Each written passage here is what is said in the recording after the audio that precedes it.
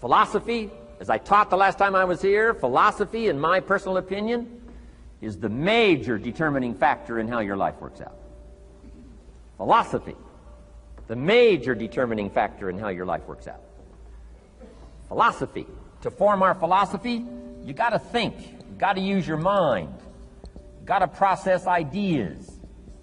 And this whole process over a lifetime, starting way back here when we were children, schools that we've attended, our parents, our experiences, all this stuff that we've processed by the thinking process helps to develop our philosophy.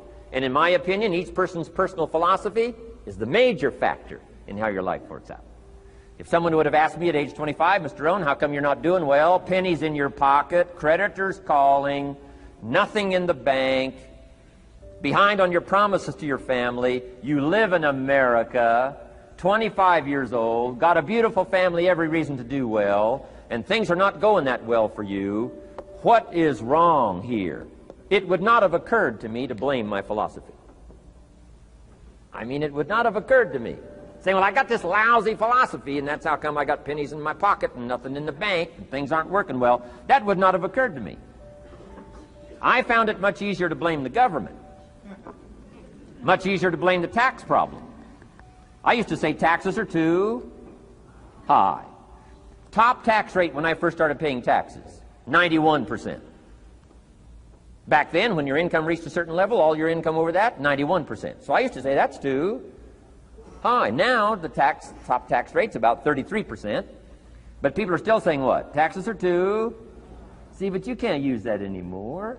If it's gone from 91 to 33, how could it be too high? Come on. I threw all that old excuse stuff away. Some people found it, though, and they're using it these days. My old list. I used to blame the traffic, the weather, used to blame circumstances, right?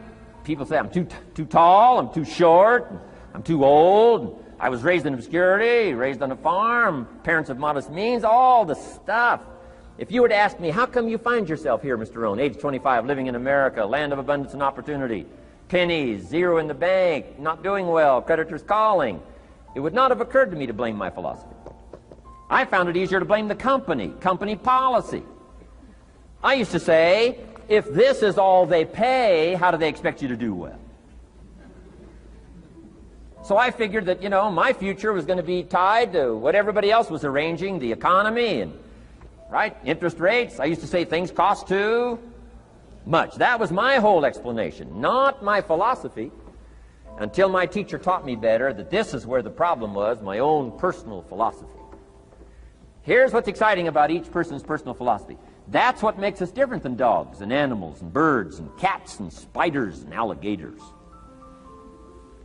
That's what makes us different than all other life forms. The ability to think, the ability to use your mind, the ability to process ideas, and not just operate by instinct. In the winter, I'm telling you, the goose can only fly south. What if south doesn't look too good? Tough luck. It can only fly south. But see, human beings are not like a goose, can only fly south.